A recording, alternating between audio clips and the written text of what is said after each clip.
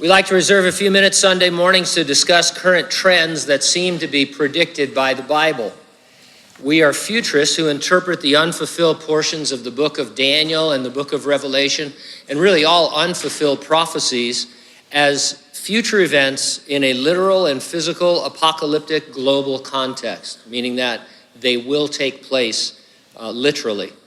Biometrics, artificial intelligence, cashless commerce, the manipulation of human DNA, global government, the exponential growth of human knowledge are all areas we see corroborating the end times prophecies in the Bible. News that reminds us of the days of Noah also piques our interest because of something Jesus said. He said in Matthew 24, "As the days of Noah were, so also will the coming of the Son of Man be. For as in the days before the flood, they were eating and drinking, marrying and giving in marriage, until the day that Noah entered the ark." Now, interesting, the Lord highlighted marrying and giving in marriage. When you go back to Genesis, the opening 4 verses of chapter 6 describe the marriages that Jesus was pointing to. Genesis says this: "The sons of God," and these are angels, in this case fallen angels, "saw the daughters of men that they were beautiful, and they took wives for themselves of all whom they chose. There were giants on the earth in those days, and also afterward, when the sons of God came in to the daughters of men, and they bore children to them. Those were the mighty men who were of old, men of renown." And so Genesis says that fallen angels married and mated with human women. Their offspring are called giants, or Nephilim is the word.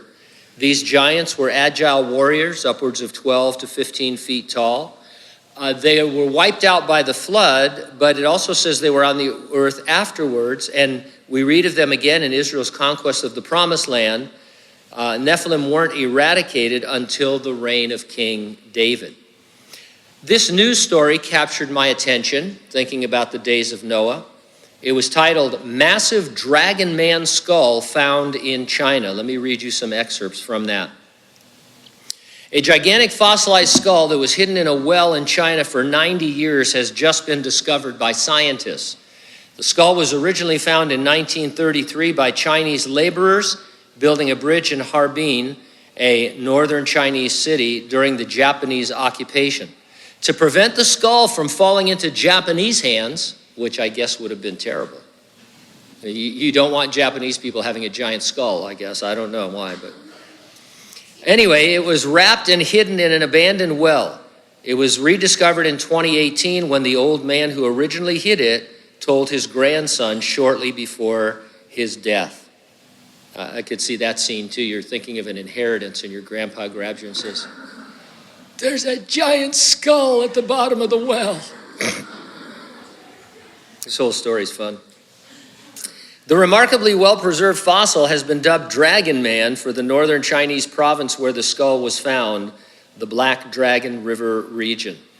One of the most remarkable aspects of the Harbin cranium is its massive size, which at 9 inches long and more than 6 inches wide is significantly larger than the modern human skull.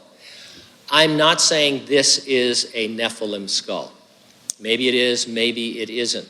I am saying that Jesus gets us thinking about the days of Noah, and especially about the marriages in the days of Noah, and especially about the offspring from those marriages, which were giants.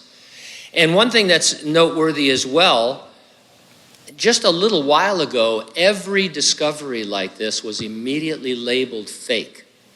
It can't be true because of what we know about evolution. This is just people, trying to dupe you. There were no such thing as giants, et cetera, et cetera. Now, all of a sudden, this is in, reputable journals. You can read this story all over the internet in reputable magazines and journals. And there's no talk about it being fake at all, even though they haven't even really researched it very well. And they just, scientists have discovered a giant skull, and they're trying to fit it into evolution. Very, very interesting times. Now, Jesus predicted that the end times would hearken us back to the days of Noah, and a story like this does that. We, of course, believe the resurrection and the rapture of the church is imminent. It could happen at any moment. Nothing needs to happen before the Lord calls us home. Are you ready for the rapture? If not, get ready, stay ready, keep looking up. Ready or not, Jesus is coming.